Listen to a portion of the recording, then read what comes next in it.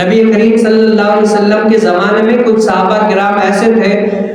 جو آگ سے چیز پکی ہوتی تھی نا وہ کھا لیتے تو اس کے بعد وضو کرنا، یعنی کچھ احادیث مبارکہ ایسی تھی جن میں نبی کریم صلی اللہ علیہ وسلم کے قول اور فعل سے یہ ظاہر ہوتا ہے کہ نبی کریم صلی اللہ علیہ وسلم نے یا تو عمل کیا یا حکم دیا کہ اگر کوئی آگ سے پکی ہوئی چیز کھاؤ تو اس کے بعد کیا کرو، وضو کرو۔ جیسے اونٹ کا گوشت ہے، اگر کسی نے اونٹ کا گوشت کھایا تو اس کے بعد کیا ہے، وضو کرو۔ اور بھی بہت ساری ایسی حدیث مبارکہ آپ کو مل جائیں گی جن میں آپ کو یہ چیز ملے گی کہ اگر کوئی ایسی چیز آپ کھائیں جس کو آگ نے بدل دیا ہو، یعنی آگ سے پک کر تیار ہو گئی ہو، اگر وہ آپ نے چیز کھا لی تو آپ کو کیا وضو کرنا لازم ہو جائے گا۔ لیکن پھر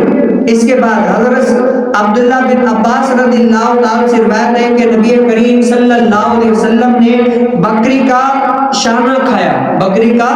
شانہ کھایا، اس کے بعد نماز پڑھی اور وضو نہیں فرمایا۔ اب ایسی بہت ساری حدیث مبارکہ جن میں حضور علیہ السلام نے فرمایا کہ بھئی اگر کوئی آگ سے پکی ہوئی چیز کھاؤ تو وضو کرو، لیکن یہاں پر حضور علیہ السلام کا خود عمل یہ ہے کہ حضور علیہ السلام نے بکری کا شانہ، ضروری ظاہر سی بات ہے اگر آپ بکری کو پکائیں گے تو بکری کی وہ پہلے والی بات تو نہیں رہے گی نا، جس کو آپ نے ذبح کیا تھا وہی والی بکری تو نہیں رہے گی۔ اگر آپ اس کو پکائیں گے تو یہ اور حالت میں آ جائے گی، پک کر تیار رہے گی، مطلب آگ سے وہ سارا کا سارا مٹیریل جو پہلے جاتا ہے وہ بعد میں آتا ہے، وہ دوسرا ہوتا ہے۔ اب نبی کریم صلی اللہ علیہ وسلم نے پہلے حدیث مبارکہ میں فرمایا کہ آگ والی چیزوں جب کھاؤ تو وضو کرو، بعد والی چیز میں حضور علیہ السلام نے خود بکری کا شانہ کھایا اور وضو نہیں فرمایا۔ اب اس میں کیا ہے، علماء فرماتے ہیں کہ پہلے والے جو حدیث مبارکہ ہے حضور علیہ السلام کی قولی یا فعلی، وہ کیا ہے، منسوخ ہے۔ کیا ہے، منسوخ اس کو کہتے ہیں کہ پہلے حضور علیہ السلام نے کسی چیز کا حکم دیا تھا اور اس کے بعد حضور علیہ السلام نے منع فرما دیا کہ اب اس چیز کو چھوڑ کر یہ چیز عمل کرو۔ اب یہ جو حدیث مبارکہ میں نے آپ کے سامنے پیش کی وہ کیا ہے، ناسخ ہے۔ ناسخ یعنی پہلے والے عمل کو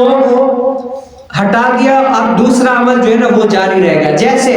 مثال کے طور پر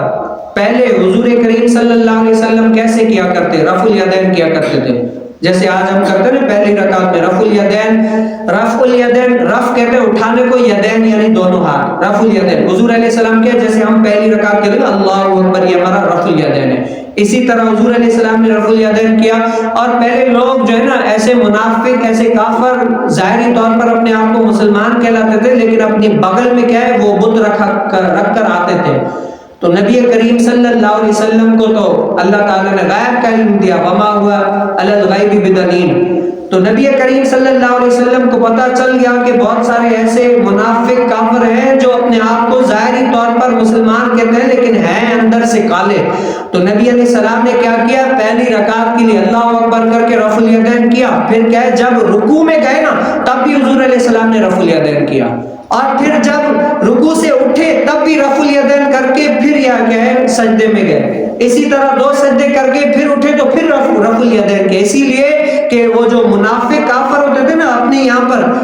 بت رکھ کے آیا کرتے تھے کہ ہم بت کو بھی راضی کر لیں، مسلمانوں کو بھی ظاہری طور پر راضی کر لیں تاکہ دونوں کام چلتے رہے ہمارے، یہ نہ ہو کہ کافر ہم سے ناراض ہو جائے کہ آپ نے جو ابا دادا یہ بتوں کی پوجا کرتے تھے وہ چھوڑ دی، اب ہم ان کو کہیں گے دیکھو ہم نماز بھی پڑھ رہے تھے، ہماری یہ یہاں پر کیا وہ بت بھی تھے۔ اب حضور علیہ السلام تو سمجھ گئے، حضور علیہ السلام نے کیا رفع الیدین کا حکم دیا، جیسے ہی صحابہ رفع الیدین حضور علیہ السلام کرنے لگے تو ان کے بغلوں سے وہ کیا بت گرنے لگے۔ اب جیسے جیسے اسلام چھاتا گیا بڑھتا گیا پھر حضور علیہ السلام نے منع فرما دیا کہ اب رفع الیدین نہیں کرنا سوائے پہلی، جیسے نماز شروع کرتے ہیں اللہ اکبر، اس کے بعد رفع الیدین نہیں کیا۔ اب یہ جو رفع الیدین والی حدیث مبارکہ ہے نا یہ کیا ہے، منسوخ ہے۔ اب یہ کیا حدیث مبارکہ کیا ہو گئی، منسوخ ہو گئی، اور اس کے بعد جو حضور علیہ السلام نے حکم دیا کہ اب اس طریقے سے یعنی سوائے پہلی رکعت کے یعنی اللہ اکبر کر کے اس کے بعد رفع الیدین نہیں کرنا، یہ کیا ہے، ناسخ ہو گئی۔